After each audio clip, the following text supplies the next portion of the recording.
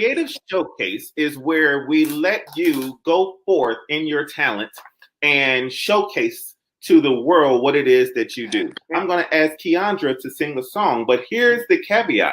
You can't sing something gospel. I get so weak in the knees, I can hardly speak. I lose all control, and something takes over me. By my side, I swallow my pride. Your love is so sweet, it knocks me right off my feet. Oh my, can't explain why your loving makes me weak. Can you do that just that one? Because I literally just got chills. Can you just do that? Can't explain just one more time, just so I can close my eyes and pretend like I'm in the front row of your R&B concert at the Grammy with your performance. Okay, one more time. Can't explain why your loving makes me weak. I try hard to fight it. Boom, boom. No way can I deny it. Boom, boom. Your love so sweet. What does it do? Knocks me off my feet. Take us home. Take us home. I get so weak in the knees, I can hardly speak. I lose all control, and something takes over me. In a day, it is so amazing. Oh.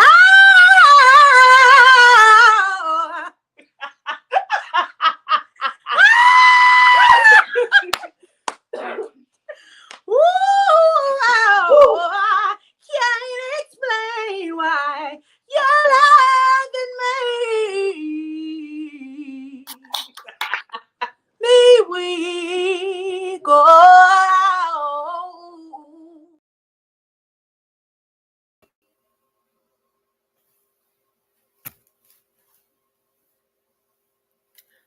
All right. It looks like we are live. Super excited. Tonight I have, this last ain't gonna bother me on tonight. Tonight I have the privilege and the honor to interview what we would say, I would think this generation's gospel artists of goats of choir music. I'm super excited. We are gearing up for the Anthony McGahee and Praise Motivated, technically the 5th live recording, aka 3rd live recording, and we have the opportunity to speak with some of the best in the gospel music industry, especially specifically when it comes to choir music. I love all music. I love country. I love R&B. I love pop. I love jazz. I love gospel music. But then there's something special about choir music, because most of us as singers and praise and worship leaders, and most of us get our start in the gospel choir. So I'm super excited tonight. So we do have the man, the myth, the legend himself, Mr. Anthony McGahee. Hey, founder. Hey, how you doing? I'm good. Are you excited on tonight? I am excited. Okay, so I get to bring these amazing gentlemen on. But what's really cool, what I just want to kind of start with, look, we got the man himself, Mr. Dr. B. Chase Williams of B. Chase and Shabbat. What up? Love it. We have Mr. Nate Bean of Nate Bean and Forgiven. Love it. And Midwest finest, Mr. BJ McCoy from Chicago, Illinois. BJ McCoy and Worship Experience. And hey, then y'all. we're gonna have Isaac Brown from Isaac Brown and Gang joining us. So I listen. We are Midwesterners, so BJ is like an honor. It's not like I'm like fanned out like right now. But I am super excited. But what I want to start with is thanking you all for even listening to me, reading my messages, reading my inboxes. It felt really good because I said one thing and everybody was like, yes. Everybody, I didn't have to beg and plead. I didn't have to talk to management. I didn't have to do any of that. Everybody was willing to come and support somebody that I love the most. And so like that right there is amazing. We appreciate the support from gospel music industry artists that know what you guys know what this grind looks like, what it feels like. So I'm excited. I'm thinking we're gonna have a lot of questions on tonight from the audience. So I'm gonna hop right in, and I'm gonna just go for it. We're gonna have a natural conversation, free flowing. So y'all sit back, relax. If y'all got questions or comments, go ahead and put it in the chat. Am I clear? Am I sounding muffled? I hear feedback. There's a little feedback. I don't know. Yeah, it's like an echo almost. Oh, because I got my phone. What about now? Is that better? No, it's like still, I don't know. It's like an Okay. echo. Javon, I'm gonna trust you to fix. Oh, there we go. Okay, I'm gonna let Javon fix it. So we're gonna hop right in. I'm gonna start with Mr. Nate Dean. Super excited. So I've been a fan for a long time. I had the privilege to meet Nate Dean and Forgiven some years ago. My godbrother, my favorite singer in the world, Cedric Shannon Reeves. He hosted. So it either had to be a big game concert. Is that what it was? It was big game. And you guys came up from Tennessee, and all I remember is it was three sopranos. And they oh my God, they screamed the house down.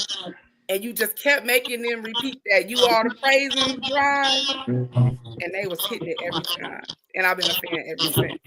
So hop in. Tell us a little bit about who you are, Nate Dean and Forgiven. And how did you get started with gospel music, with singing, with choir leadership? How did that come about? I'm Nate Dean. I am a Nashville native. I am 36, and I started 4G when I was 16, I believe, 16 in 2004. For some reason, I was kind of just always pushed in the front to do stuff. I wasn't like pushed to be a lead singer, but I was just kind of pushed to kind of put things together or gather people. And it kind of started with my seventh grade teacher. At the time, the school system was we weren't allowed to have gospel choirs, and so she kind of started something on the side after school. And yeah, we were just singing around the city doing corporate events. And then once I moved on to high school, I kind of started my own thing. And in the beginning, it was just me and my friends, some people from my childhood, and we were singing around the city. And halfway through that, it got serious. So I was like, wait, this is a thing, you know? And so it went from singing covers to finally jumping into songwriting, and it kind of took off from there. And honestly, I didn't have a bucket list of things that I wanted to do as it related to being in the industry per se.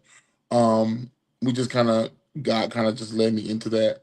But I wanted to be a background singer. That was my thing. I wanted to pursue singing background. I started doing studio work when I was about 17 and had a group at the same time. So I was kind of doing both, but being in the background was the ultimate goal. And I just think God had another plan for me. And so I just kind of kept going with it. And here we are now, years later, kind of it being a real thing. So that's kind of how I jumped in it, honestly. Gotcha. Thank you so much for sharing. Well, we're all fan favorites. So Thank you. I'm so grateful that God forced you to be in the Right. front. With your stamp on gospel music. So we love it. Thank you. Thank you, Dr. Williams. So I muted you guys. I think somebody's phone is giving something else because it was kind of clear when Nate was talking. So we'll mute until it's our time to speak because I think there's some feedback there. Same question. So who are you? How did you get your start in gospel music? And then how did you step into the role of music leadership? Wow. I've been doing this all of my life, practically. My mother, I always tell the story. My mother, I'm B. Chase Williams, everybody. My mother shared with me, and I always share this story, that when she was pregnant with me, one of the mothers of the church was walking around, and she stopped and passed, when she was passing my mother, and she stopped and she laid hands on my mother's stomach and said, "You have a uniquely gifted son in your belly." And I mean, my mother didn't even know she was having a son at that particular time. And I sung my first solo in church at age 7. My grandfather is the founder of the church. My father is now the pastor in Cincinnati, Ohio, Friendship Missionary Baptist Church. So yes, I'm a PK, originally from Cincinnati, Ohio. Now I live in Atlanta, Georgia. And so it started for me at age 7, really, or actually in my mother's womb, but sang my first solo at age 7, started directing the choir when I was around 10 years old. And the rest is history. Music is all I've ever known. It's all I've ever done. I've always had a love for it. When kids would be out playing, I would be grabbing my friends, lining them up on the stairs outside of our house as a choir and making them sing, and I'm directing. And they sounded horrible, but we had fun. I would listen to my mother's records because she was a gospel music lover. She was a music lover, period. But she had like the vinyls, and I would listen to the records and I would pick out every part. I would stand there in my mama's choir robe, standing in front of the mirror, directing, acting like I had a full choir. And now we're where we are now.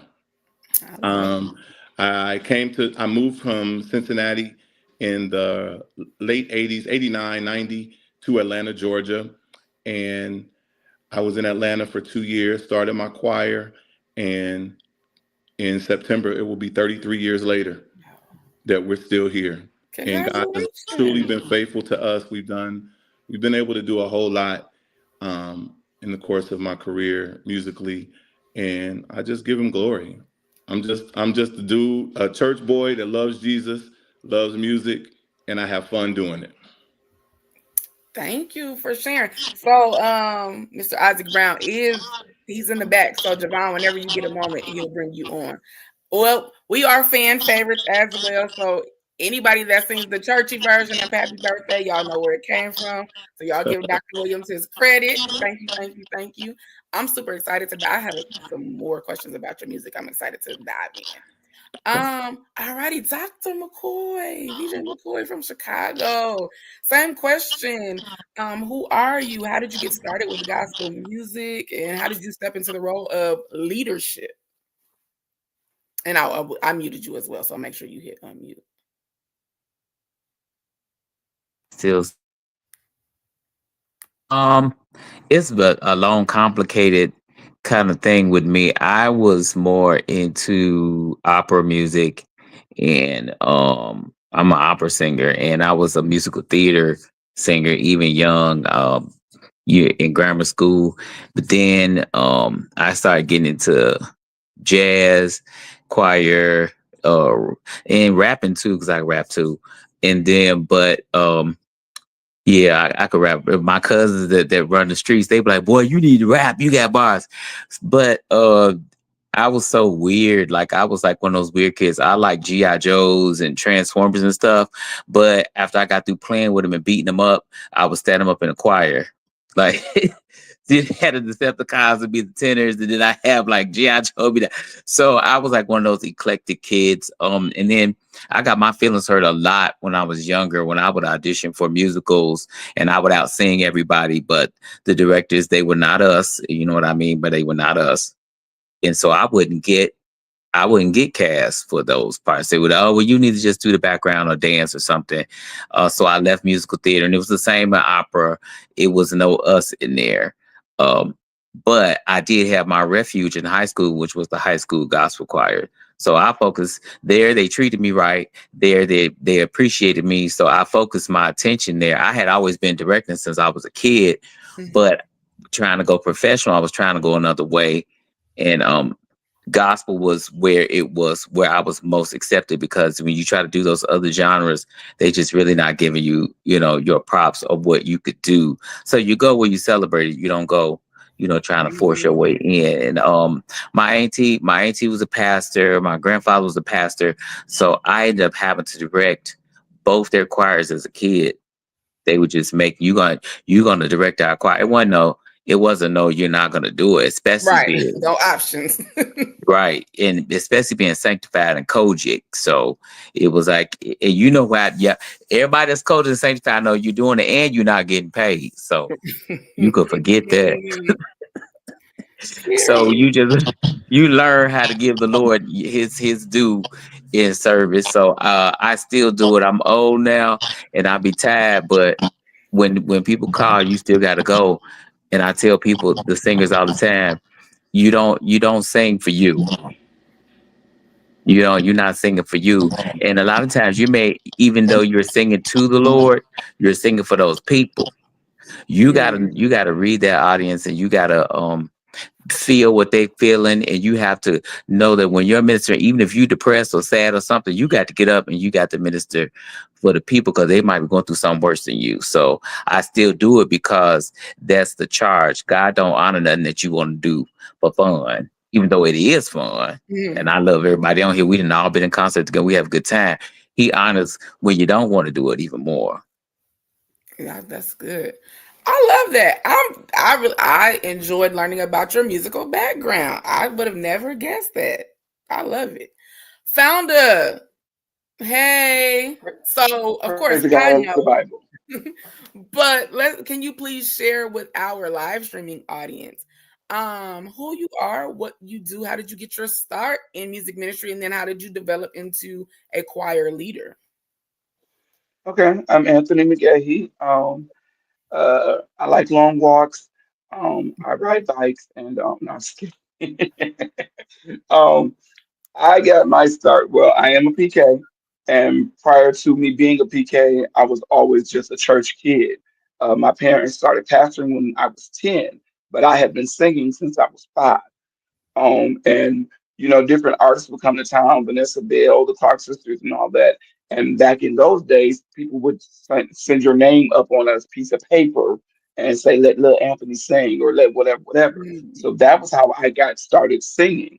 And I only knew 2 songs. I knew "Faith That Can Conquer," and I knew what's the Whitney? "I Love the Lord." Those only 2 I knew solo songs.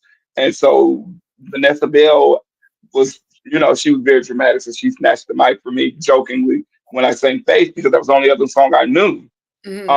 So growing up, I was already involved in singing, and so then I transferred to making my siblings sing, and running them and getting on their nerves, and driving them to be better and all of that. Then I got into uh, choirdom, of course, at church, but being Kojic, like he said, you didn't have a choice. It was there were no options. It was sing or die.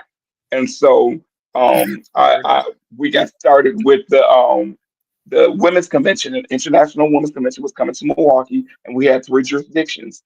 All 3 jurisdictions came together for the youth choir to sing at the women's convention. That was when I was really, really introduced to me singing in a choir. Now, I've always loved choir music. I listened to records and all of that stuff, and the Tommies, and it was prior to Ricky, because when Ricky came out, they had cassette. But the albums, I remember Clay Evans, and I remember Cosmopolitan, and all of those. I had the albums of, and so to actually sing that stuff, it wasn't until my teens. So with me starting Praise Motivated, we started out as a high school choir. So my young lady I was dating asked me to come direct her choir at school, and I'm like, I don't deal with kids like that. I'm grown, even though I had just graduated like maybe 3 months prior. But I was too grown to deal with kids. You out of school, you ain't trying to go back. So working with them, and 6 months after that, people outside of school that were grown wanted to be a part, that were adults. And so we pulled it out of the school. So it went from Marshall Gospel Choir to the Voices of Marshall to Voices, and then morphed into Praise Motivated 28 years later. Congratulations. Thank you for sharing. So, Nate, I have a question for you. Who is your biggest musical influence? Loretta Devine. Really?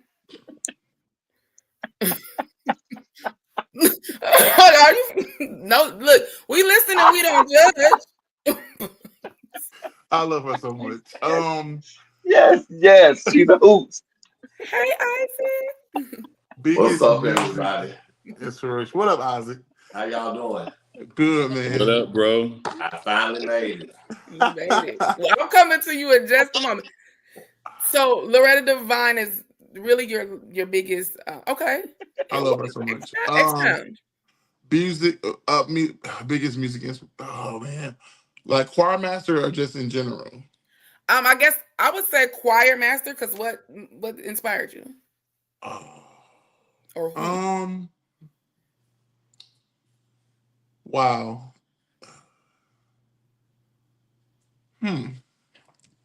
I would say I enjoyed listening to growing up. I enjoyed listening to Donna Lawrence. Mm-hmm. I grew up in a Baptist church.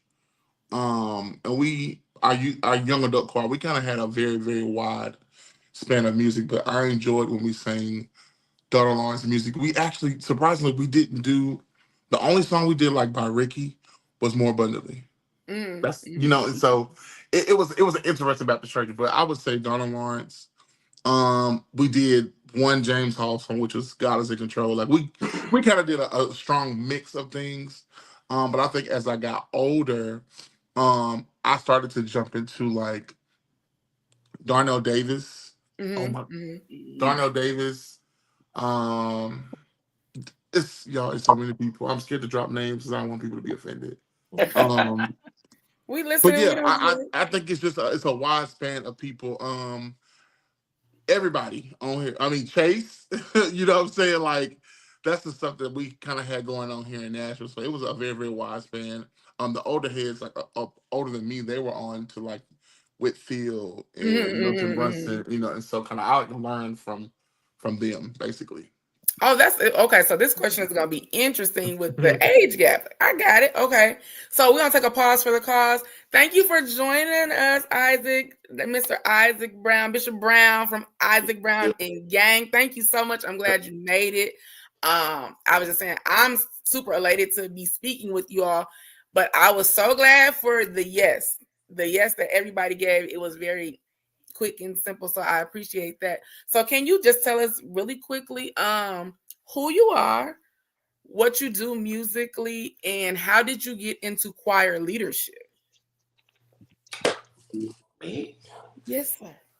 Hi, everybody know me, my bros. I'm Isaac Brown. I'm from Florida, 39 years old. I started my choir in the 8th grade. In a little small town called Lake Butler, Florida. Some of you probably ain't never heard of. It's like 25 miles away from Gainesville. But I started that in the 8th grade. And how I started singing and stuff was I was about 5 years old. And I was so bad, y'all. Growing up in the Kojic church, my mom could not leave me with anybody in the audience. She was in the choir at the time, in the adult choir. And I was so bad, so she couldn't leave me with nobody in the church, so I would have to go in the choir stand with her. And so from then on, about 5 years old, I was singing in the adult choir, knew the parts, everything, knew word for word. My pastor, first lady, used to be like, you keep that little boy in that choir. He just blesses me every time I see him. So that's how I got my start musically. Back then, like I said, I started just in a little small town of Lake Butler, and then when we would go and sing, I had my first event or engagement, as you would call it. It was a lady by the name of Evangelist Margaret Henderson. She's going on to be with the Lord now. She saw us in rehearsal because a lot of her family sung with me and gave me my first engagement, which was on December the 2nd, way back when. So that's why I have my anniversary in the first part of December, because that's when I did my first event. But yeah, and the rest been history. I mean, yeah. So like my mind is just like kind of going, and I'm thinking like I be trying to have like memorable moments with like all of you. So I remember I took VJ's shoes off when we was in Chicago after he came down. I was listening because I know what it feel like when your feet they'll be on fire, right? So he had Was on that the Squad Fest with Kirk, with B Chase and them was there, Anthony and them, and all y'all was there? Vanessa Bell, Kirk Cott. Oh, that was a good one. Sure Yeah. was. It was a good one. I read my That was a quiet real too good real bad. I said, y'all let Anthony and B Chase them come and scream on y'all like this. I do that on purpose though to make them don't. You know, you can't let the people think they shy. Mm-hmm. Come You on. don't never want people to get no big heads. So even if they did scream, I tell them somebody will scream on them just cause you don't ever want nobody to think they just better than nobody in shop like that. So, but B Chase and Anthony them did scream that day. I got to give y'all props for that. Yeah, Y'all always scream. We all right, you know. We I mean, all really right, but scream. child, y'all had wore the people out real good, and I was glad where I placed y'all at. I was so glad we sang before y'all. I enjoyed that day. And so what I did not know, so I work in finance. I have a finance business. And so what I did not know is that we went to Orlando, Anthony? Was it Orlando? Well, we flew into Orlando, so maybe Gainesville. I don't know. Well, we went to Florida, and I was just posting, and I did not know that one of the young ladies that I worked with and I did business with, I didn't know that at the time that she was Isaac's sister. And so she went on, she did some amazing things. She's transitioned now. Was it her birthday? Yeah. Okay, so it was so ironic. She was so influential to our business. And we went to AMPM went to sing in Orlando on his anniversary, which happened to be his sister's birthday. So I got to connect with him on that day. So like it's just all this stuff in my mind is like really, really good. So somebody, VJ, I think you have to meet when you're not talking.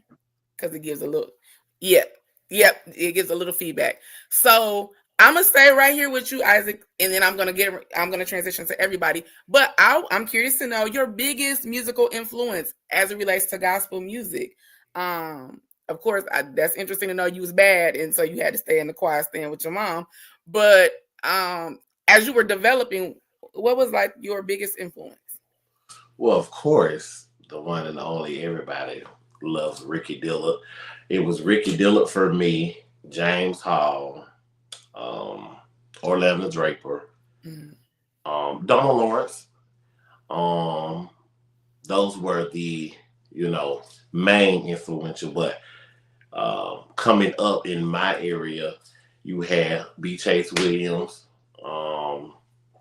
It was some local choirs here by the name of Pastor David Richardson and Top Rock. They used to have a community choir here called New Covenant. And New Covenant used to fellowship with Hezekiah Walker and Orlando Draper. It wasn't too many choirs that was really getting put on the map from Florida. So you had the Florida Mass Choir, which that was a big influence as well. But you really didn't have too many local, you know what I'm saying? So then when I got, older and stuff like that, and I started venturing out and actually traveling, I met my brothers, Anthony McGahee and VJ McCoy, and it was James Andrews and New Seasons, Jason Wright and the Master's Touch, and I also, God bless you, Brother Nate Bean, did some Nate Bean stuff. I got a video of it, Doc, so just to let you know.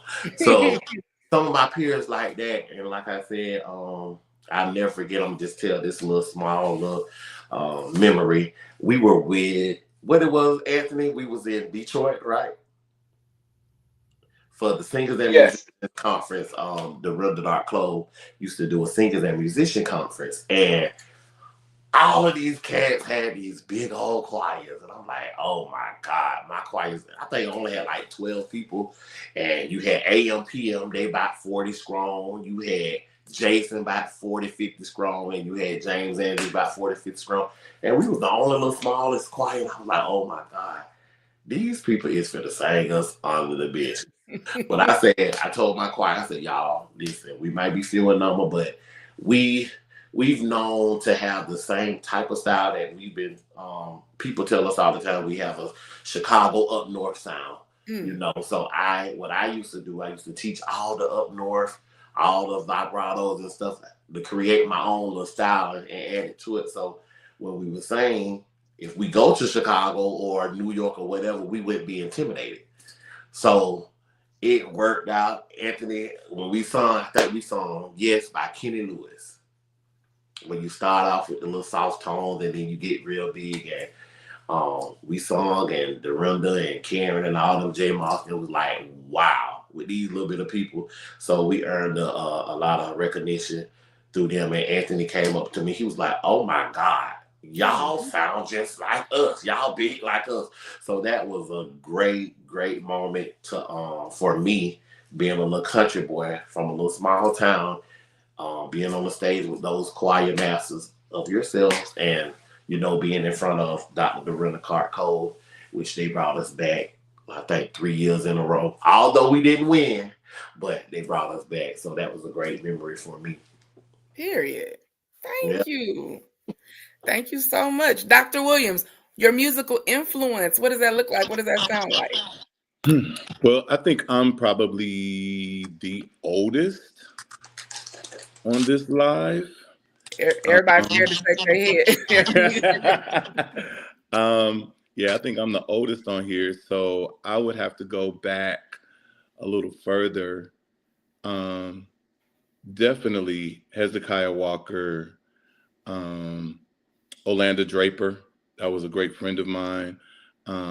He was a phenomenal director, phenomenal choir master. I learned a lot of discipline from him. He was a disciplined choir master.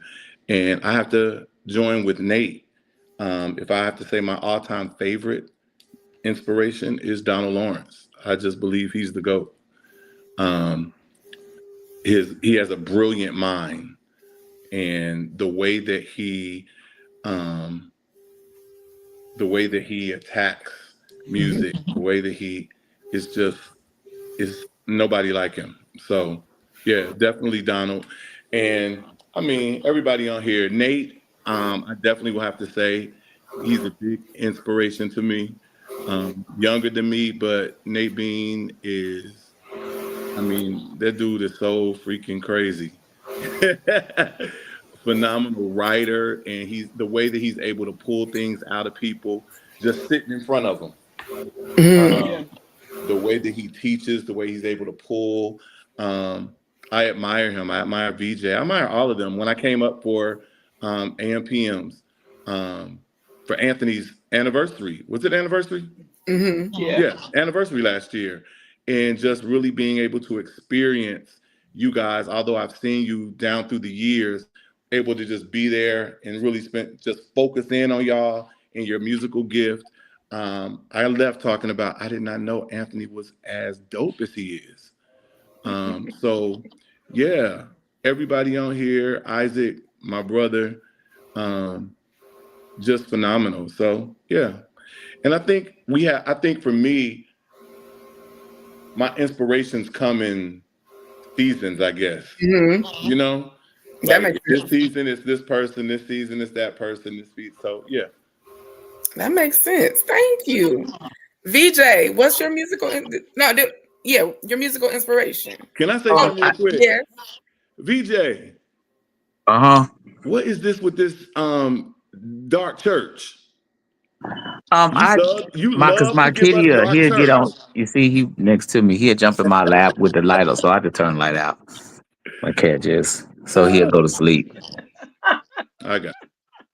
So wait a minute, hold on, y'all. That's my brother. Because Nate was trying to make fun of my Android, but I got an Apple. Thanks. I got one. Somebody stole the other one. I think it was my cleaning lady, but we ain't gonna go into that. So and now Apple. We bless God for the Apple. Yeah, so Apple, but now they won't give me the code. They say they got to take 4 days or something to give me the code because I don't forgot the code. Y'all know how that go. So my inspirations go back a long way. When I was little, I was listening to gospel, but I didn't know who it was until I grew up. So a lot of the sounds that I liked would have been like Andre Crouch. They just had this cold harmony, but I didn't know it was them. And then when it came to actual songs, because I'm a songwriter, it was like the Hawkins and Richard Smallwood, but I still didn't know their names. When I got old enough to know names, I will say I saw Ricky, and Ricky was like the inspiration of directing. Like I never seen anybody direct like that. And then, but the sound I heard was like a James Hall, those tenors. When I heard those tenors when I was young, I said, they sound like me. They sound opera singing gospel. So that was an inspiration. But when it comes to my peers are my inspiration more now. The people that Patrick Riddick, Kevin Terry, Sean Tillery, Cornelius White, that Virginia sound, everybody over there in DC and Virginia just squalls, all of them. And then I've been watching Anthony for years. Me and Anthony go way back to when we was little boys. We was 15, 16 directing on the scene. And I was studying, it's so crazy. I was studying. So I didn't know who B Chase name was until SOS. I don't know if you remember SOS, B Chase from Chicago. SOS, like y'all had a record come out, and SOS was like, oh my God, I get this record. I got to. So you know me, I want to be in too. So I'm rushing to New Sound Gospel. I got to get this record. Who is this B Chase? And when I heard the record, oh my God, them children said, they would sing something real high, and I said, oh my God, yes, this is what I need in my life. Y'all know I like bobblehead yodeling. So my peers are my inspiration. Nate Bean, I was just listening to his new record, and I said, child, that's my word, child. Can't nobody do this. Nobody but Nate Bean. None of us can do this. Nobody can write like this, have people squall like this, and you lead singing like that all at the same time. It wasn't just like he was good in one area. It was like everything was flawless. So I listened to my peers, and I listened to Isaac Neil when it's 12 of them and they scream. I listen to all that, and I learned from who's out now. I can name drop all day from Freddie Nim all the way in California. I don't know if y'all know them, all the way to Derek McDuffie. I listen to every single choir that's out. In somebody mentioned what's the choir from Minnesota? Somebody mentioned him earlier. Darnell Davis. Yeah, I Darnell listen to Davis. them, and sometimes I listen to his songs, and I'm like, this man's so cold on the songwriting. So a lot of my inspiration comes from everybody. Most of the people that I don't sing with on program. Okay. When I sing on program, most of the time, if I'm on program with you, I'm studying you. And I'm watching and seeing what you're doing, seeing how your choir act, seeing how, and I could write a whole list of what every single choir director is the best at that nobody else can do. Like I could throw it out and say no choir is as disciplined as Dexter's eye movement. I ain't never seen it. Child, the people coming, they don't stand up till he stand up. They don't turn the neck until he. So I study everybody, and everybody is the best at something. Except Nate, he the best at everything. Nate the best at everything, so he don't count. Yeah, it was really good. And I'm glad you said that, because I'm going to come back to that. I just got an idea. Founder, so we're going to transition, because I'm curious about your musical inspiration, but I'm going to come back to that, because we're going to transition really quick, because I want to be respectful of your time. We are on the road. We are 9 days away from our live recording. We are on the road to this live recording. So, of course, we are super excited about it. So y'all can throw it out in any order. What I need to know from y'all currently to date, what is your favorite Anthony McGahee and Praise Motivated song? He already know, man, because I requested every single time y'all sing it. It's the anthem. Yeah. Y'all know that's it for me. Definitely. Nate, what's your favorite song? Mine is when she go, Most High. Most High. Yeah. Most That's High. the Yeah. one. A lot of people like Most High. Yes. Isaac, what's yours? The what is on? That's my favorite. You went back. You Favorite. went back. Okay. Yeah. Okay. So, and most people do. Everybody want to hear the Lord reigneth. So now, Founder, what I need you to do is tell me your most memorable choir moment with each one of these guests. Okay. I love putting y'all on the spot. It really is on the spot. Isaac, my most memorable moment. We were well, we have a lot of phone conversation, and Isaac knows that he can vent to me, and it stays here. You know, so if somebody made him mad, I'm gonna hear it. He gonna call me, and he gonna let it rip.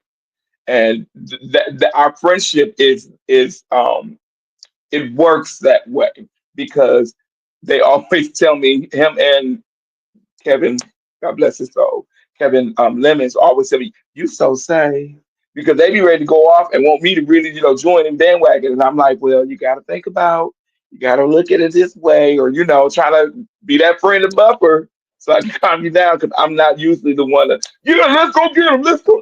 Yeah, that's not usually me. So Isaac normally, when he called me, he know I'm going to try to help settle him down. So one time we all say that. I'll be wanting you to he go was, off.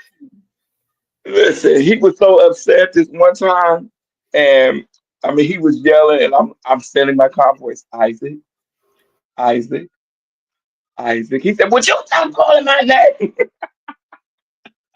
But he was going off. So I love Isaac. That's my bro. Um, VJ, VJ. See, VJ is, how can I say? You don't see VJ coming. VJ will walk up, and then VJ will say the most craziest thing, keep the straight face, and walk off like he ain't said nothing. And I'm left here making this big scene, dying laughing because he done just said something that you just, I don't get how, what, we weren't even, that's not even part of where did that come from? Just, so VJ does that a lot. A lot. Usually, almost every time I see him at a program, if we're on program, if we're backstage, wherever, he just flips those little random, I bet her feet stink. I'm like, well, how did what? It's just he just slides them in there, and I'm like, DJ, he got a straight face. They see me just dying laughing. That's just DJ, right? Okay, Nate. Nate is my famous crazy friend. And what I mean by that is that Nate is so humble, but everybody knows his name. And the mere mention of him, just, they just know him. And I fell in love with Nate's writing a long time ago. And he already knows on his latest album, my favorite song is My Everything. I cry every time I hear it. And it speaks to where you are, right? So anytime people that write can speak to where you are or where you can relate to, that's what makes a good writer.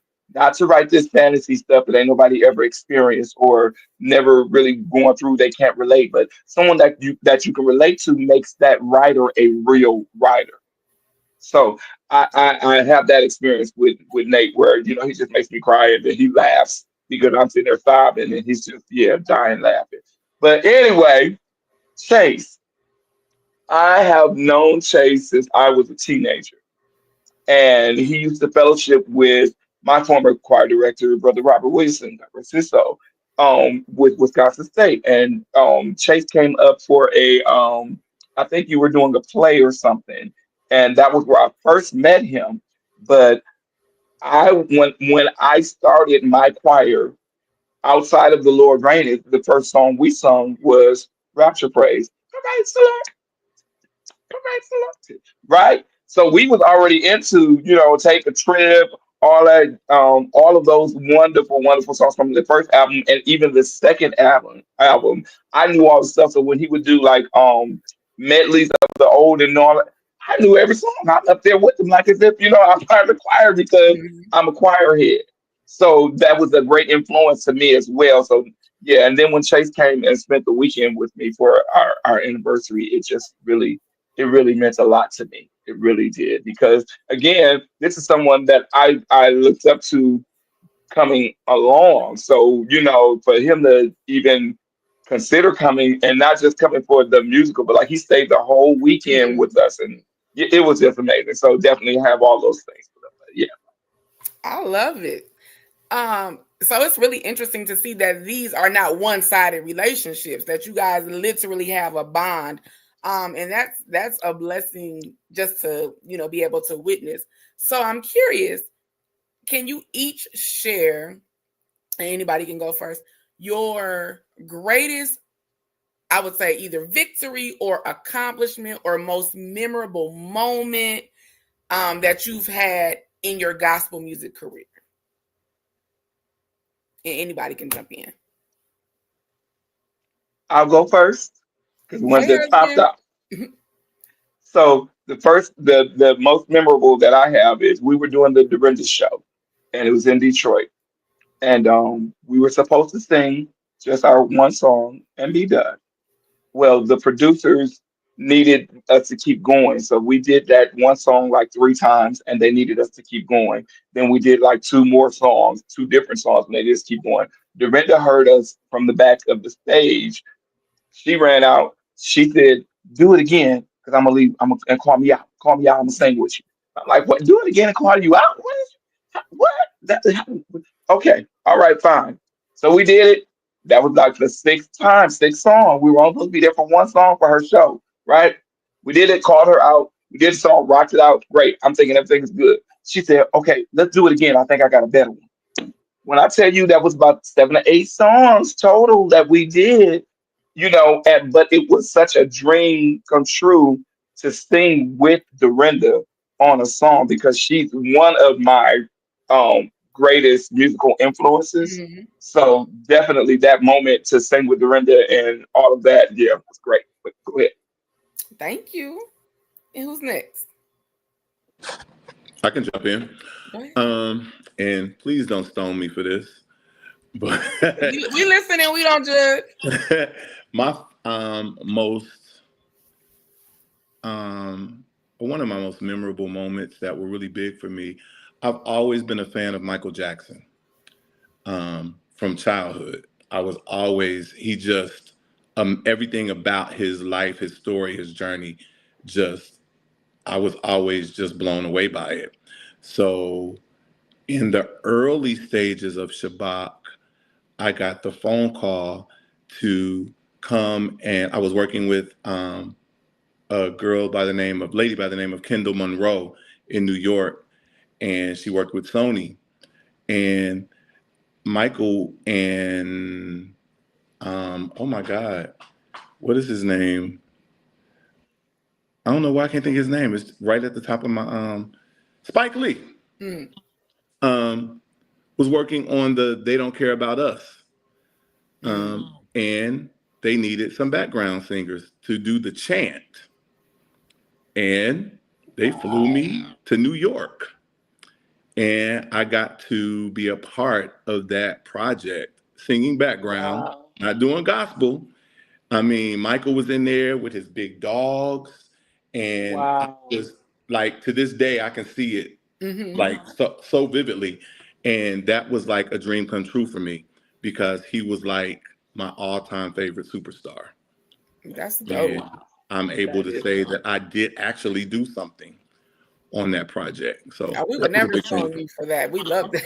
That's so dope. Yeah, that's dope. The Michael Jackson. What? Yeah, it wasn't gospel, but praise the Lord.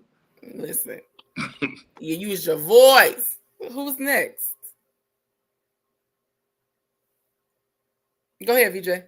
I see you. It look like you were trying to come off mute. I got a few little here's and there's.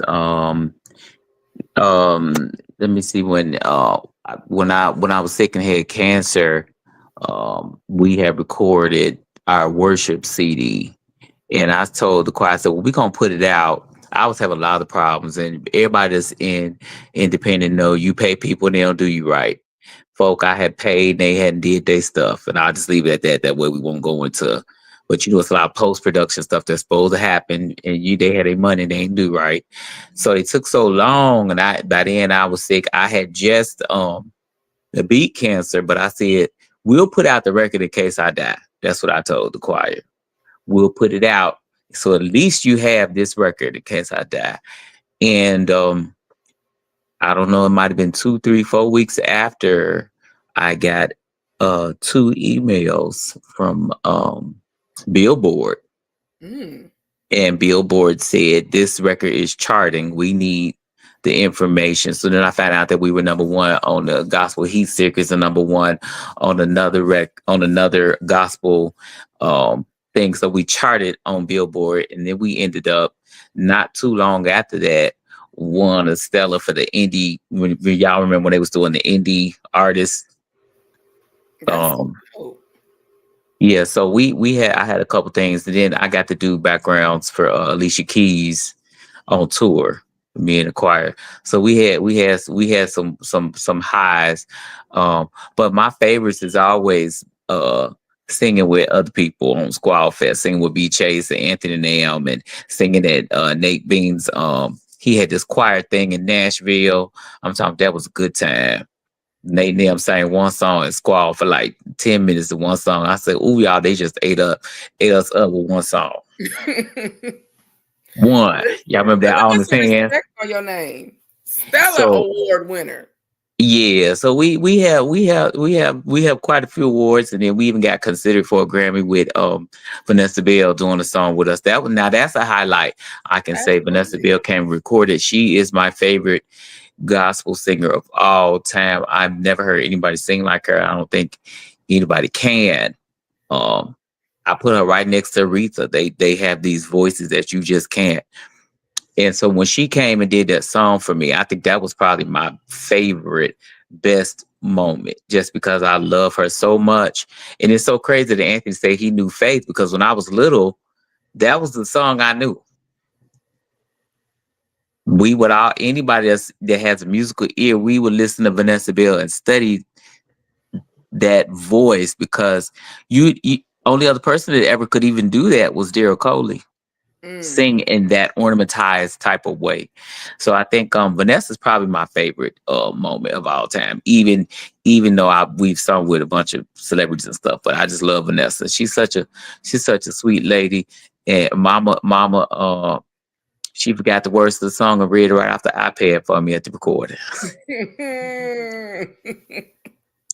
I learned how to do choir singing from listening to Vanessa Bell, because she used every type of tone, she would go straight from a bark to a clean, hold up, no, bend it, or voice control. I learned from her. So by the time I got to the choir, I already knew what I was doing from listening to her.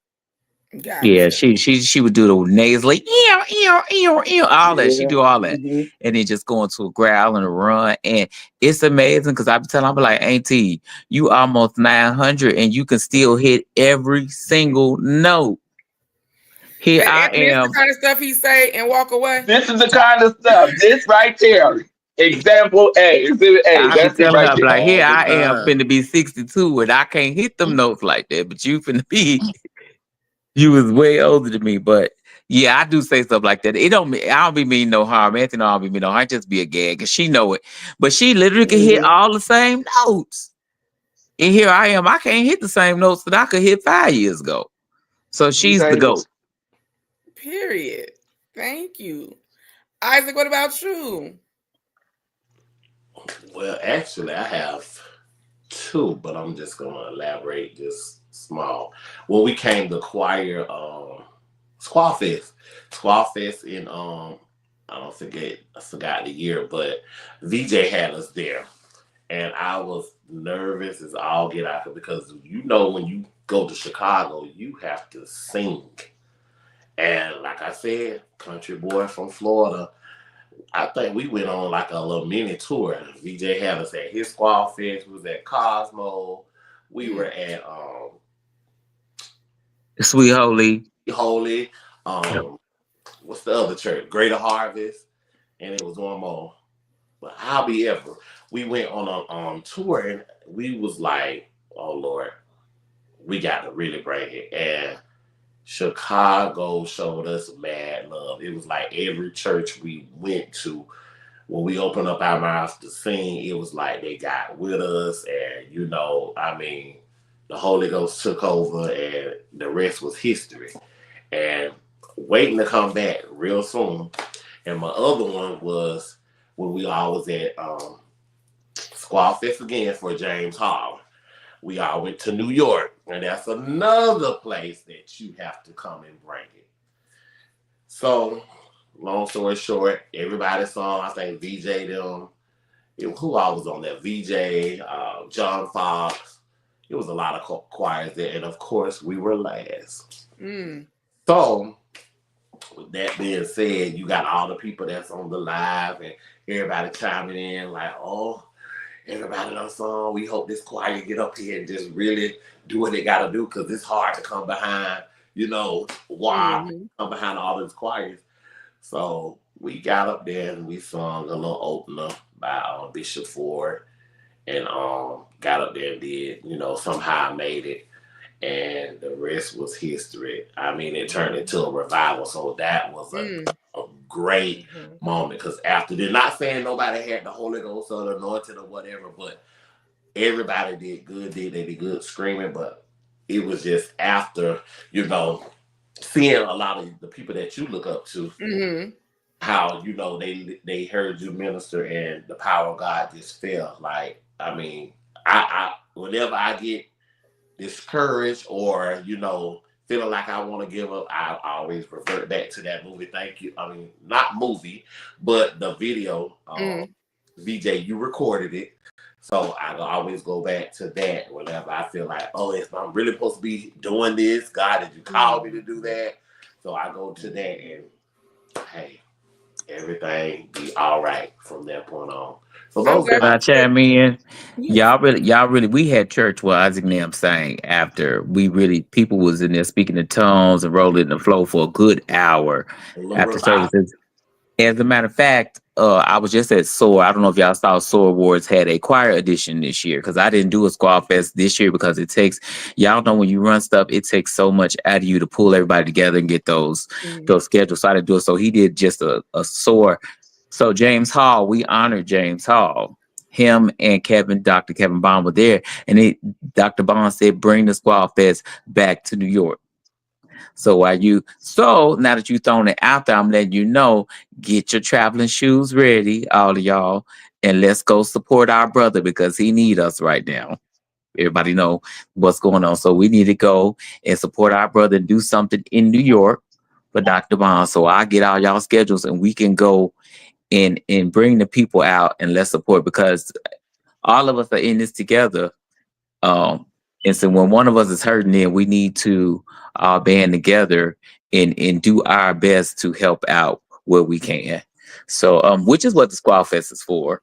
It's a platform that I created, but it's so crazy because I created the Squad Fest the same year B. Chase created Choirs Rock, and Marquette Middleton created Choirs United. So the Holy Ghost was moving because he was giving us all the same idea to do what we do. But then it lets you know, don't think that you the only one, because God will use somebody else if you don't do right. If you don't do what he tell you to do, he got 2, 3, 4 more people that's gonna do what he told you to do when you didn't do it. So you might as well go ahead and do it. So Isaac and Nate and B. Chase and Anthony, y'all, we got to go back. We gotta go. So y'all give me y'all schedule so we can go and bless our brother in Citadel. They need us right now. But all y'all out there, find Dr. Bond page too, okay? And y'all send him a blessing. Thank you. Nate, what about you? You know, every time somebody says something, I change mine. To be honest, a lot has happened these last few years, and I honestly don't feel like I've even embraced it all or even celebrated like I should. So I think that's kind of why I'm torn. But I would probably have to say,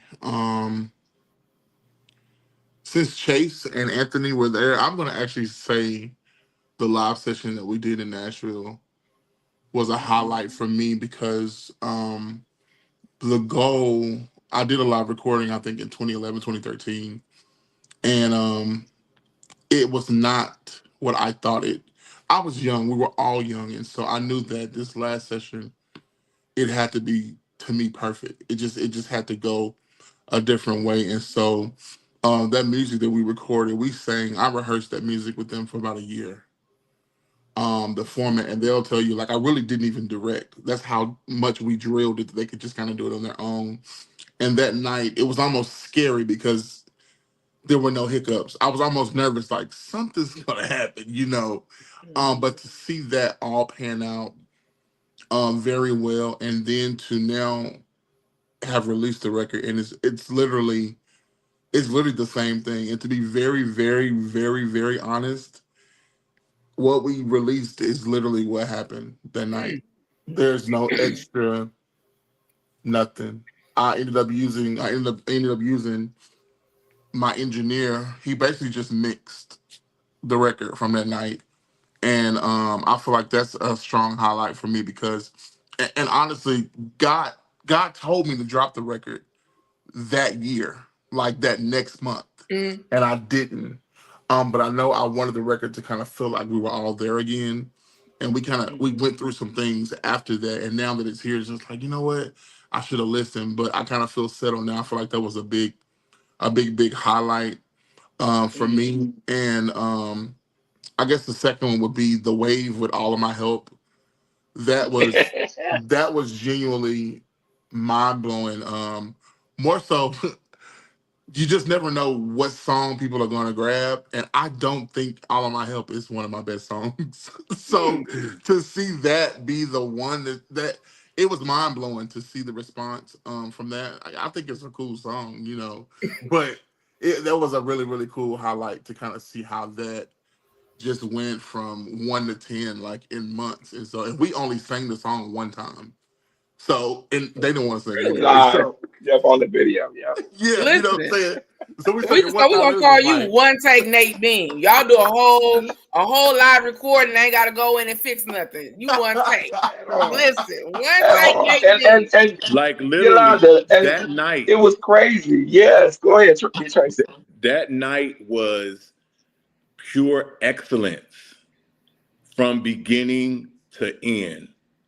I was so blown away that night. Me and Aunt, we were all talking. We were just blown away. I mean, the execution. I mean, the spirit of God. Everybody was there. It was like a spirit of unity. Everybody was on the same page. Spirit of oneness. Nobody. You ain't really feel no funny stuff. It was just pure. It was organic, and you're right where you're supposed to be, man.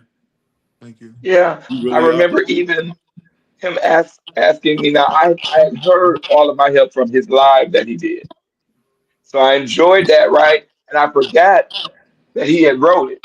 So fast forward, New G get ready for our session. We're going through rehearsals and going through the songs. Nate's like, "Hey, so how you liking the songs or whatever?" Because we talk music, and I was like, "Oh, they're pretty good, you know, whatever." I said, but it's just one song. I said, I'm trying to remember because when you're learning this stuff, you only get it's so much overload, so you don't remember the names, you can't remember where exactly what it starts. I was like, um, I said it was like, all of my help. And I'm just, I said this song it goes hard. He said, I wrote that. I said, Aw.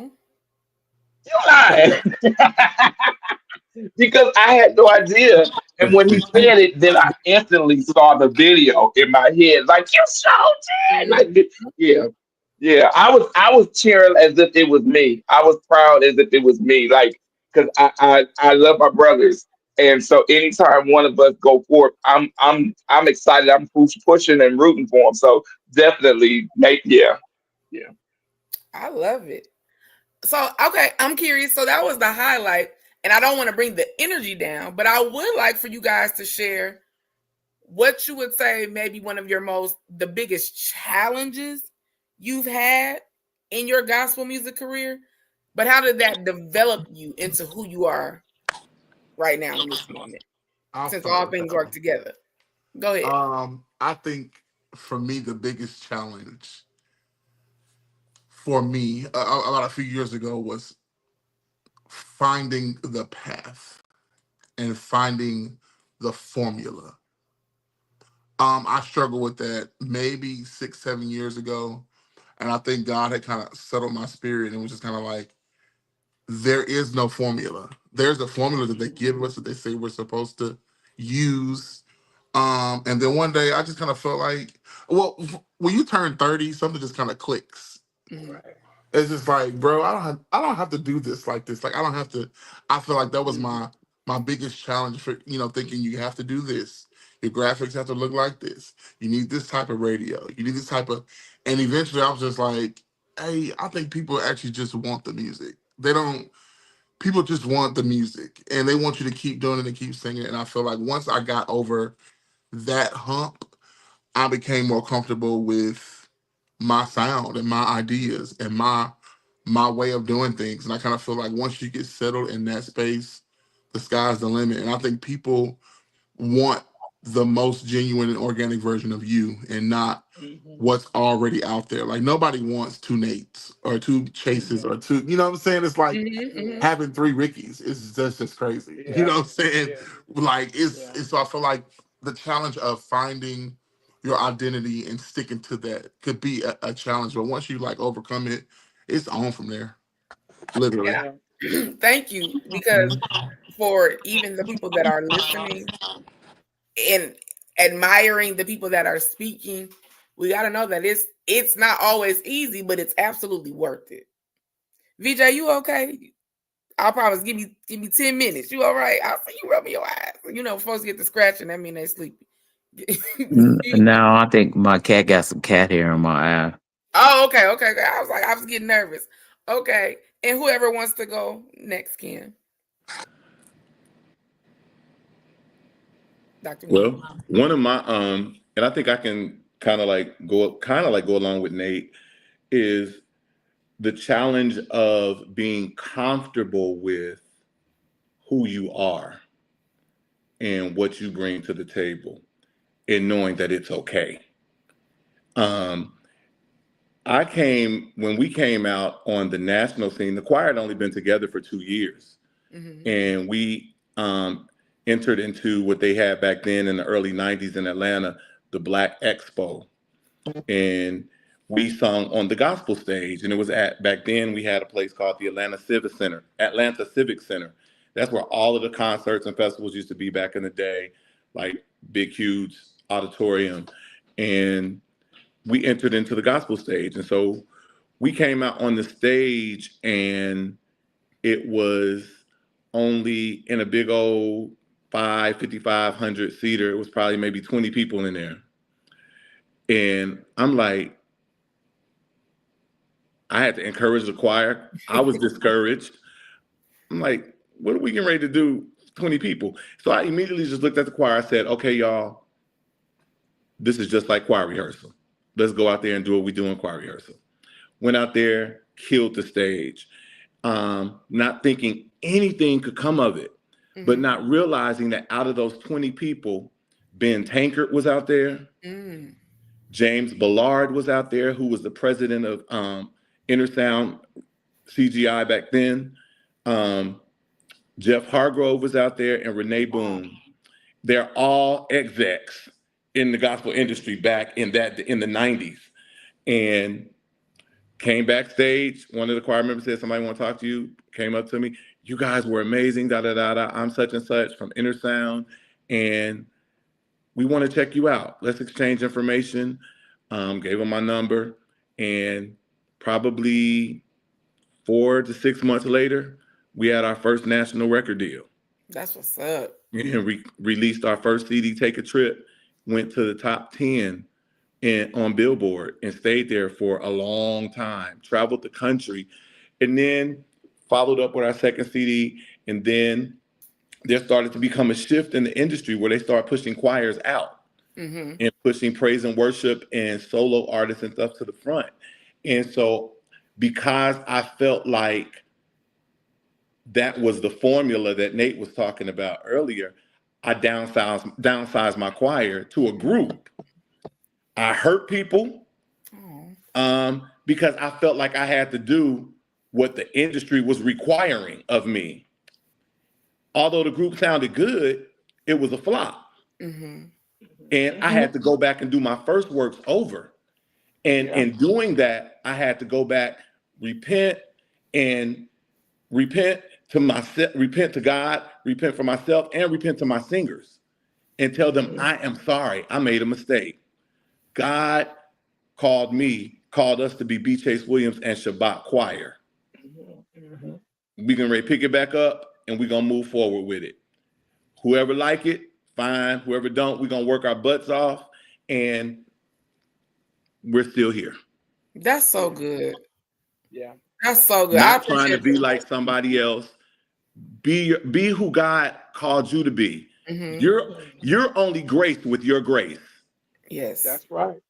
So be who God graced you to be and be the best that you can be at that. And God will honor your obedience to his call. Teach, Chase. I love it. That's so good. It blessed me. It's so good. Yeah, I appreciate your transparency. Absolutely. Go ahead. Well, for me, I'm a natural introvert, so I'm forced into being an extrovert, right? Mm-hmm. And in a industry that only really pays attention to extroverts. So when we go places when they don't know who I am, they treat us different and not always kind.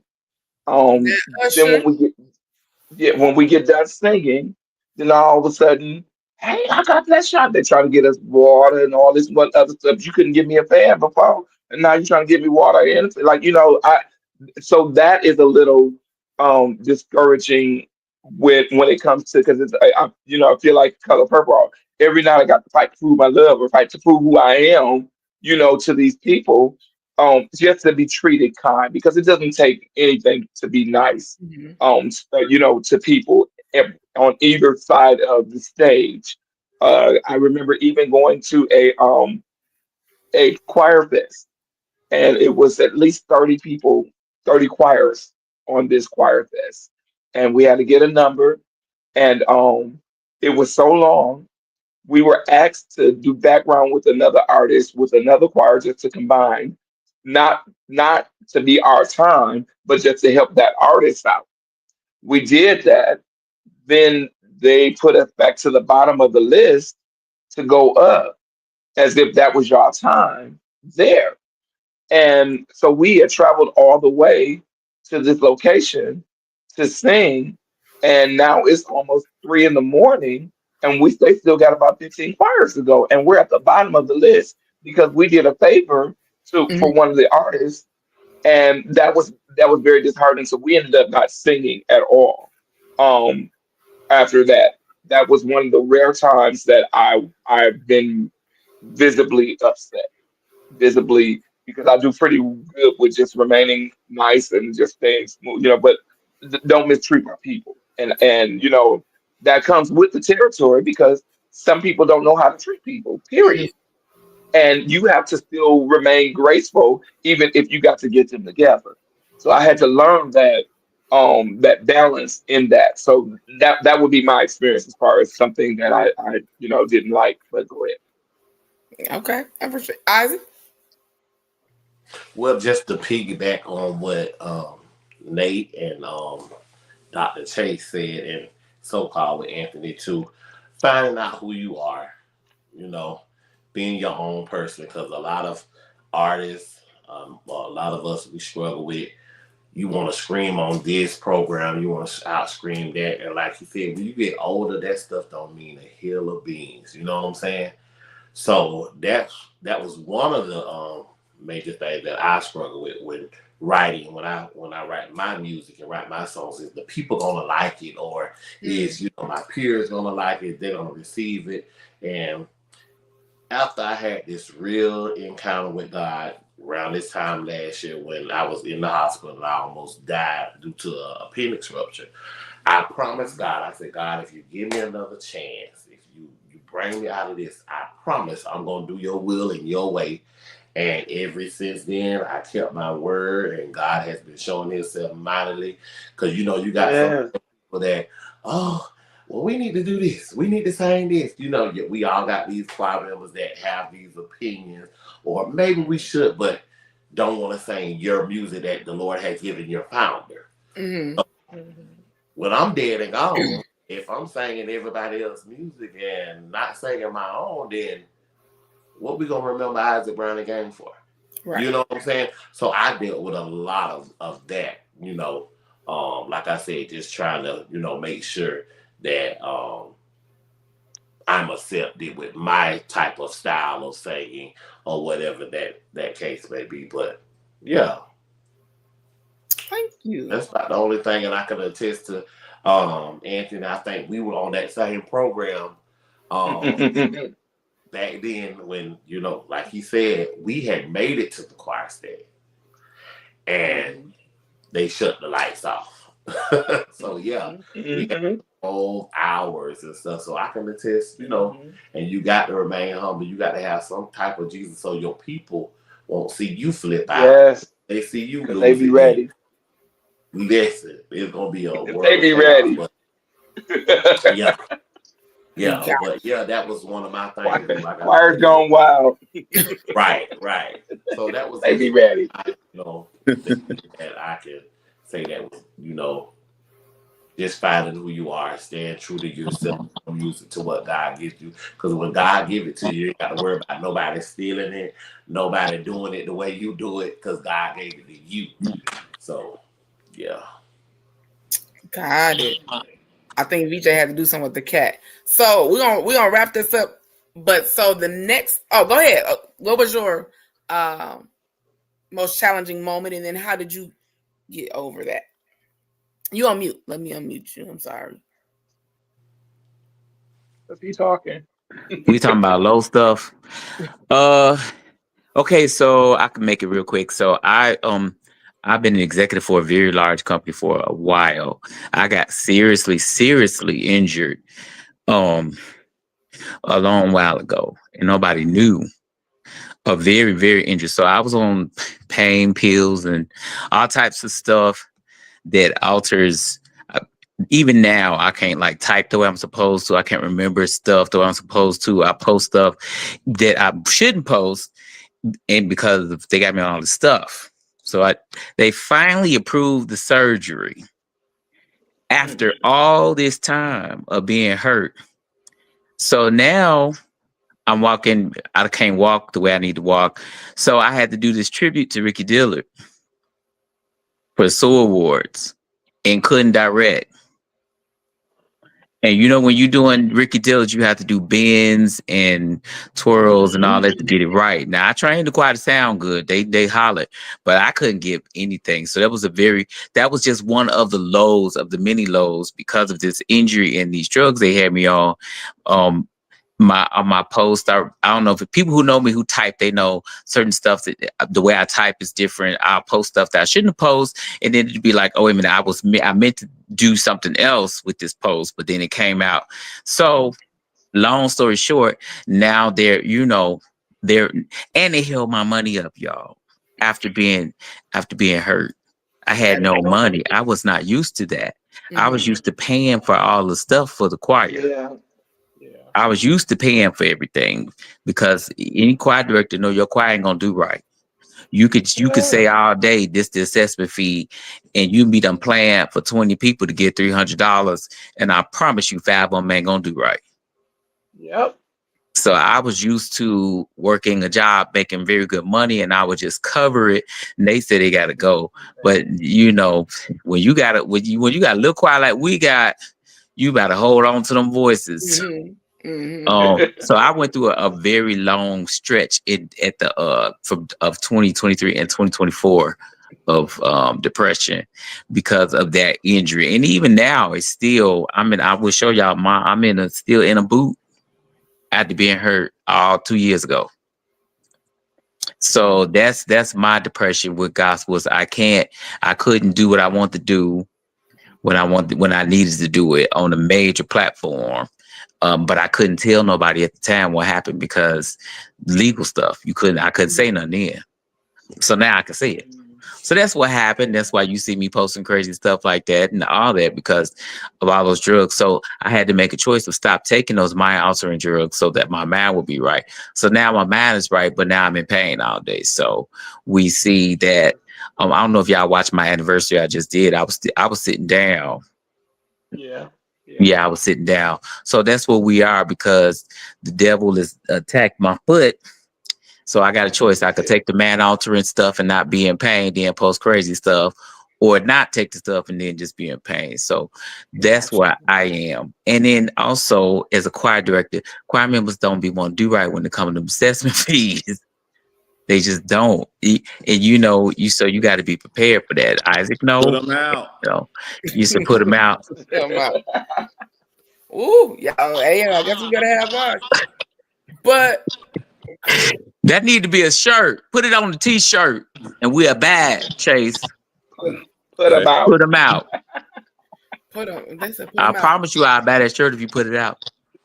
Yeah. Anthony, I'm laughing because all the AMPM in the comments like they TTG. They don't play.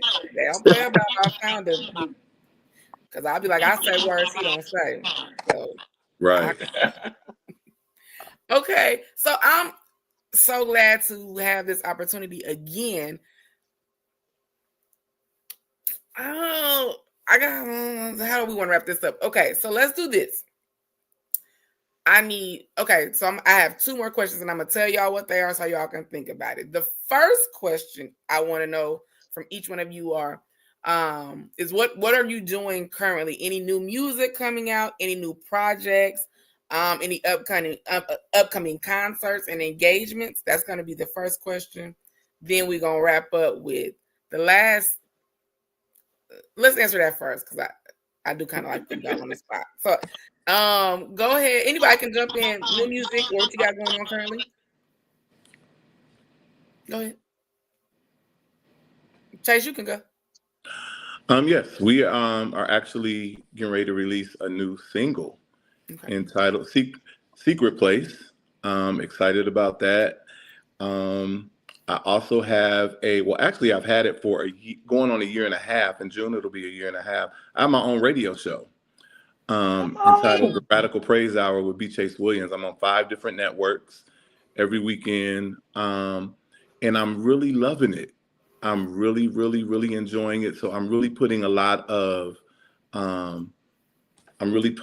myself in this radio show and really pushing it to the next page. The choir's been busy. We're moving still.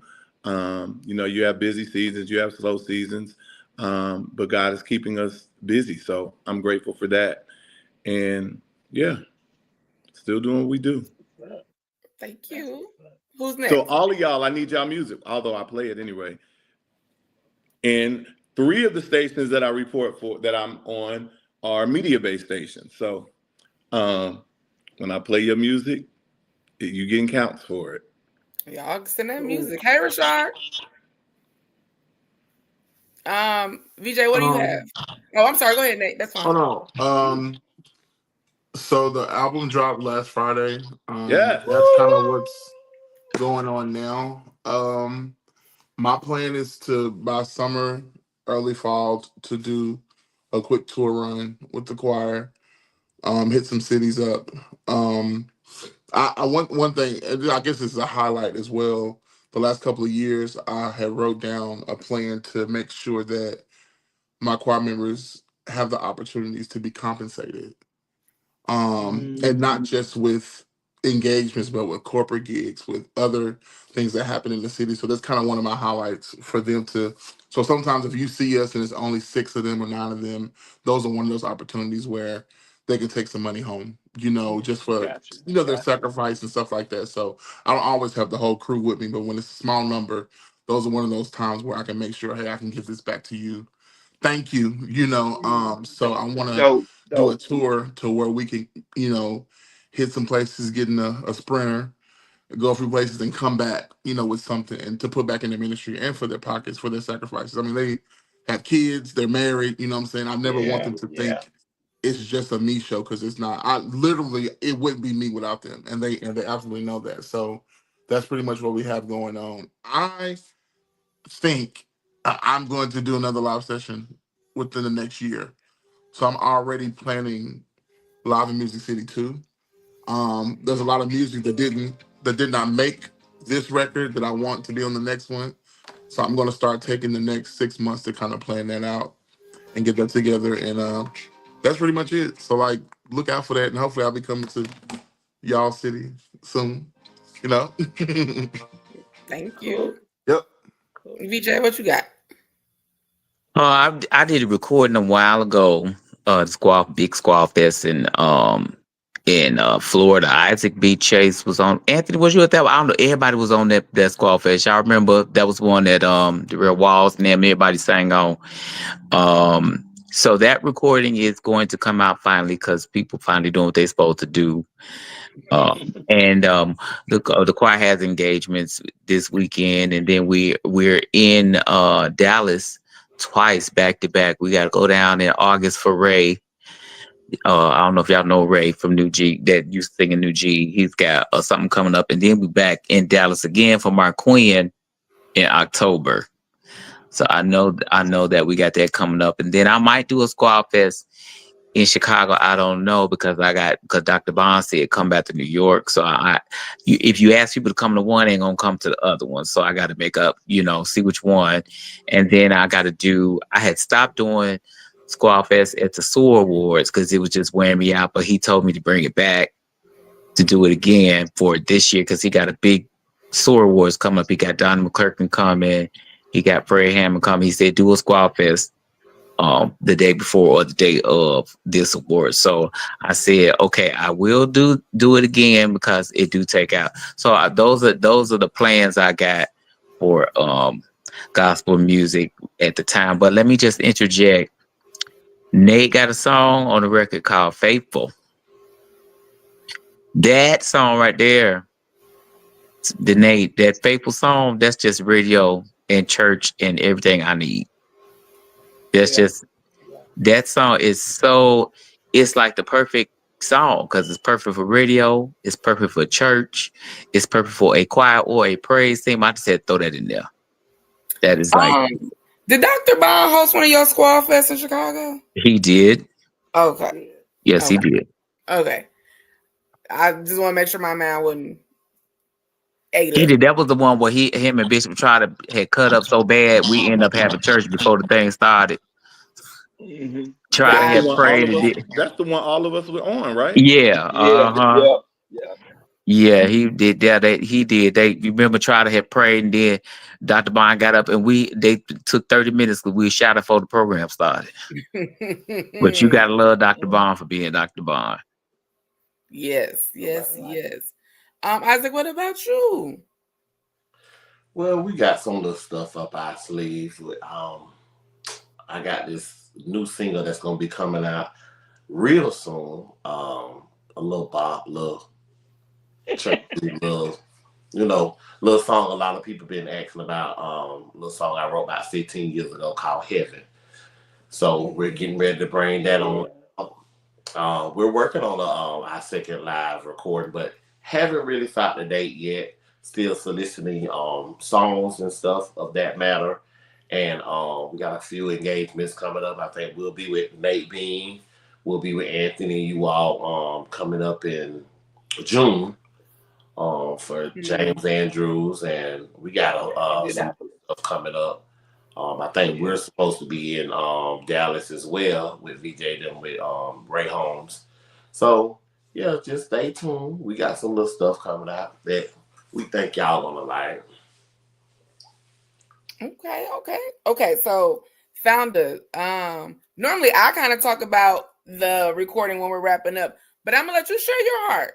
Let's give us the details, and then we have one question. I have one question for everybody on the way out. So share your heart about the recording and insert the details for us, please. Well, I had the bright idea of doing something different that no one else from Milwaukee had ever done, and that was doing a live recording in Chicago.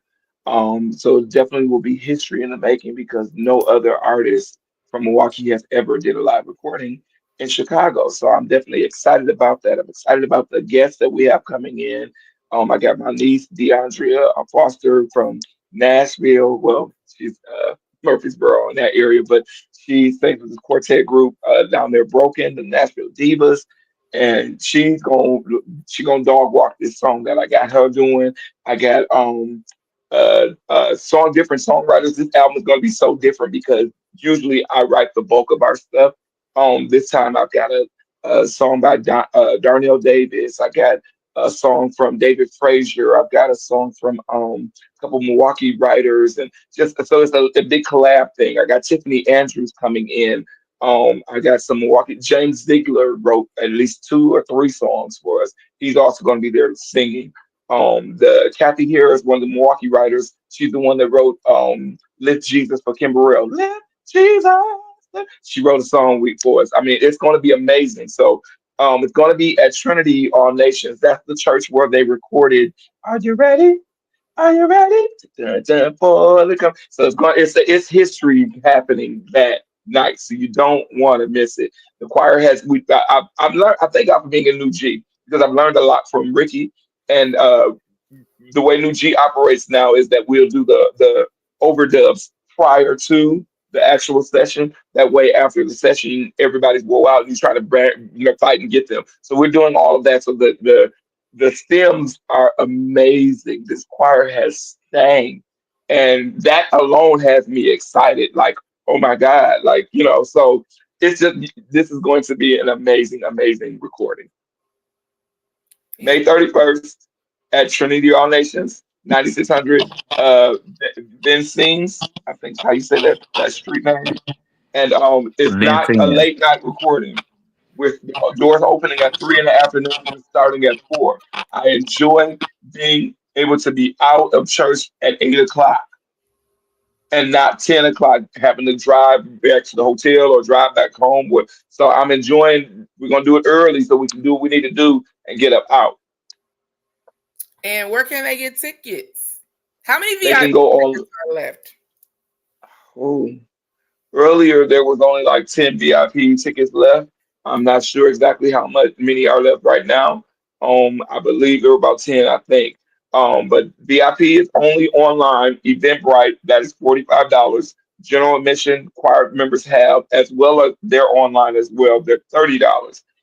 If you just cannot get online, then it's 35 at the door. Yes, yes, yes. All right. Anthony, I can't be there. You know I want to be there, but Yeah, I know. I'm gonna send you some money tonight to buy a couple VIPs. Oh, can you Cool, give us cool. what are the ways of giving for sewing seats and Okay. For donations, if you want to, you can Zelle at ampmbookinginfo.com. ampmbookinginfo.com. Or you can give to the Cash App, which is AMPM Sing, $ AMPM Sing. Thank you. All right, so we on our way out. Thank you, James. He got his ticket. So we are on our way out. So we're gonna I want 3 things in one. I had to write it down. So you guys are very much so familiar with Anthony McGahee and Praise Motivated Sound. So my question to you is, of course you haven't heard, I don't think y'all have heard any of the, okay.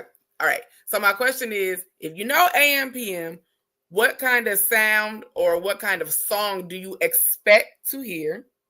If you just had to think about Anthony in his mind, what do you expect to hear? Why should people be at this recording? And then end with a word of encouragement to Anthony directly for strength, spiritual strength, since you know what the grind, the process, the pains, the joy of leading choir ministry, as well as doing a live production. If you can just drop a word of encouragement. So what if you know AMPM, what do you expect to hear? Why should people be in the building? And then a word of encouragement for Anthony. And anybody can jump in. I'll jump in real quick. I expect you all to do some very good choral, very good choral pieces that will end up all the way up there somewhere. Why should people be there? Because you guys are definitely anointed for this season. I believe that you're birthing a wonderful sound in this season. Being able to be there and experience your hearts and really just see the authenticity of who you guys are. Nobody should want to miss it. It's going to definitely be an experience. And the last thing for me to encourage Anthony, I'm just going to tell you what I told you before. You are necessary. Everything that God has put in you is necessary for right now. And everything that you seemingly had, it seemed as if you missed or got looked over. All that is, you're getting ready to walk into everything that God has for you because of your heart and because of your consistency and commitment to Him, your faithfulness to Him. You're faithful, man, and God honors faithfulness. So be encouraged, embrace it, run with it, and just be ready because the dates are getting ready to start coming in, bruh. Thank you. Everybody, the choir in the comments, like, the whole project is high. I'm like, we don't have not one ground level song. Everything, I'm going to sleep with no air all week to make sure I have a full voice. Go ahead, Nate. I'm gonna say, what am I expecting? I definitely think there's gonna be a bump. One song there's gonna be a bump. I hope that there's some type of anthem vibe. And I'm looking forward to see choreography. And that's one thing I know. I'm not about that life with 4G. That is not our strong suit. We practice choreography at every rehearsal, and when it's time to go out, if you watch our videos, they just bump into each other and they just stop. So I'm looking forward. Y'all got that. Like, y'all can do that. Why do I think people should attend? I think that people should attend because you are a part of the next layer of the evolution of gospel. And I feel like just show up to be a part of more new gospel music. Like, gospel, I feel like it's the only genre that will go on forever. It just keeps going, it keeps going, and it keeps growing. So I think that's a reason why people should come. My words of encouragement to you is to, I was going to say never, I'm going to say stop second guessing yourself. Stop second guessing yourself and don't negotiate your value. You are valuable. You know how much you're worth. And don't ever let anybody diminish what you know you're worth. And I believe that this live recording is going to be the closure and the comfort you need in the season that you're in right now. I believe that it's just going to seal all the worrying, all the anxiety, and all of the days of comparison. So we throw all that away tonight. Any type of comparison that's gone, and I feel like this live recording is going to seal the deal. So I'm looking forward to experiencing that. I can't wait. Thank you. Yeah. Go ahead. Well, I know it's gonna definitely be a little groove, a little bop in that number somewhere. And like Nick said, the choreography is gonna be in the building. Cause listen, if you ain't never seen or witnessed AM/PM live, you are in. Oh my God, you are in for a treat. And again, like he said, that's my big brother. I mean, we talk. I know some of the downfalls and discouragements that you have gone through personally. And I believe, like the scriptures say, God is going to restore everything that the cankerworm has stolen from you all. So I just, wish nothing but blessings, nothing but great things. And like B. Chase said, get ready because the dates are coming up. We talk about it all the time. But this season is our time, your time, our time, all of our time. So, yeah, nothing but great success, man. I'll be praying for you all.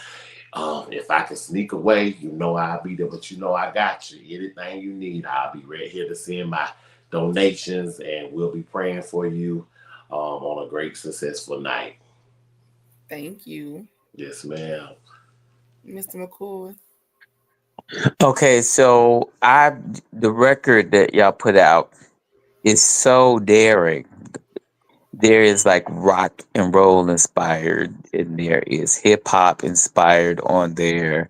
So a lot of people probably didn't listen to the whole. They pick they one or two songs they like, but I listened to the whole record over and over and over, and I hear all these daring things that you all did on that record. So I'm hoping I get like a 0.2.0, like where you're even more daring with that same type of y'all hit everything you could imagine on that Kingdom work. You hit some hip hop, you hit some, it's kind of rockish sounding stuff. Was that the song that you led, Anthony? There was a lot of stuff that I'm like, okay, this is like ahead of its time. You were doing what people just now trying to do. Except for y'all could scream. Everybody else is doing that can't scream and do that. So I'm expecting that with that screamage plus that choreography plus I told you I study everybody. Anthony, you do what we can't do. Because you could direct like that. With all those moves and stuff and the choir moving. Yeah, you see. And Squall the lead. So, I'm expecting all of that. People need to go to Trinity over there, and that's a very anointed church. Bishop wrote a lot of hot songs. I wrote a medley that y'all probably sang that medley. The Are You Ready medley with So that church is the way you're gonna have your Holy Ghost oil. We're gonna have a good time. People need to come. As far as encouraging words go, I will say this because we all in the same age range. Some of us might feel like we got skipped over, especially with the way the industry did choirs, because we should have been, all of us that's in that, me, you, Patrick, all of us, we were supposed to be that next wave, but the industry went and made everything praise and worship and made everything solo focused. But I want to encourage you that a lot of times when I read in the Bible, all of the good stuff that God did for people, folk was in pits for 5 and 10 years. People were waiting until they were 7 years old to have children. All of the miracles that Jesus and the Lord God performed, somebody had to wait for a while. And you might feel like, okay, I waited my turn, but then God turned around and you be like Samuel Jackson and be 50 years old and be the highest paid, the highest ranking actor. I don't think nobody has ever made more money than Samuel Jackson in all his combined movies. And he didn't become a star until he was in his late 40s. So I want to encourage you that age does not matter to the Lord God Jesus. He don't care if you're 80, because if you're 80 and he do it, he'll turn around and let you live to be 110. So you can enjoy it. So be encouraged. Y'all choir, McGahee Nam, y'all know everybody is a Nam. I could be Chase Nam, Isaac Nam, Nate Nam. McGahee Nam, y'all stick with y'all founder. Don't get discouraged. If you see that he's depressed or going through, you got to feel it. You got to be in the spirit praying. You're supposed to be praying for your leader so you know when he's going through. And you give him a call. And a lot of times as a leader, we put our own money in. Y'all send him some money. Say, Mama, just think about you and send him $50. Mm-hmm. Because when folk don't do right or ticket sales don't go right or somebody, guess who's going to be on the hook? Because musicians don't care. They don't care nothing about what you raise, none of that. They finna be where my coin. So y'all, and he has job. He works. He probably got 2-3 jobs. I think you got 2-3 jobs. Mm-hmm. I know. I watch stuff. And he may not say nothing. He may just bite the bullet and pay them bills that wasn't covered. Y'all send some money. Okay. Get together and do him right and say, Founder, we love you and we sorry. Because choir members act a fool. And everybody on here know choir members will act a fool with you on your time. We sorry, even if you ain't did nothing, you don't think you ain't did nothing. Say we sorry for acting the fool founder and letting you down and not paying our dues or assessment fees, and send him some money because he ain't said a mumbling word. He ain't got to tell me he ain't said a mumbling word. I can see it on his face when I can see it on all these directors' faces when they going through. So that's my advice, not just to him, but to the choir. Stick by your leader. And I don't care. I'm gonna tell y'all a story. My friend, her name was Jackie Morissette. I don't know if you know her. She was one of the baddest altos that ever walked the face of the earth. And she sang with Kenny Lewis. And she told me, she said, I don't care what nobody say about my founder. She said, I don't care if he get up there and mess up, flop on. He said, if he fall, we all falling with him. And that's what I want y'all. McGahee now, I don't care what nobody say about your founder. Don't let them fix their lips in your presence to read your founder in any kind of crazy way. And if he mess up, you read him in private and support him in public. Absolutely. That's my advice. I appreciate that. I'm glad you said that. Reminder, PM, we fasting tomorrow. So I'm so glad you said that. Can I say one last thing? Yes, absolutely. And I want to say it to everybody that's on this live.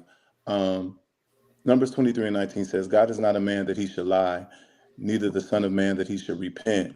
But if he said it, he will do it. And I want to encourage all of you on this.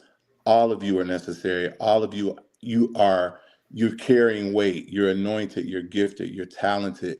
And what you're carrying, the world needs. And this is a huge world. All of us singing gospel music, but we all gonna reach somebody different. So, and whatever God showed you, stick to it, because he showed it to you for a reason. He showed it to you because he's got to bring it to pass. Yeah. And thank you for bringing us all together. Thank y'all for saying yes. I'm elated. Thank you. I'm so all. excited. Yes. Thank you so much. Thank y'all for tearing with me. Thank you for everything. I appreciate you all. I pray that this platform and this live, there's somebody that was tuning in, that up and coming choir directors, the Gen Zs, the millennials are encouraged. They got some wisdom. I love how you guys love each other. That was beautiful for me to see. And I think that this was I kind of just reached out to whom the Lord gave me. So I love each and every one of you. Thank you so much for your support. Again, Anthony McGahee and Praise Motivated, we will be recording next Saturday in Chicago, Illinois, Trinity All Nations Church. Tickets are $30 for general admission, $45 for VIP. If you purchase on Eventbrite, that will close on what day, Founder? I believe that closes Monday or Tuesday. Monday or Tuesday of next week. So we need to get ticket sales. If you're purchasing online, make sure that you get that done here over the weekend, or reach out to somebody. We can get you tickets. We can mail them. So you can inbox myself, Anthony, any one of the choir members will be pushing. But thank you all so much for your wisdom. We respect your tutelage. I love you all. I appreciate you all. Y'all have a wonderful night. Make sure y'all share this live again so people can come back and be blessed. Love you all. Have a good night. Love you all. Bye-bye. Love you, man. Love y'all. Love y'all. Good night. So y'all, my cat. He said bye. Bye, kitty. Thank you so much. The real McCoy. See you. Uh-huh. All right. Thank you for Good night. Have a good night. Thank you. Uh-huh.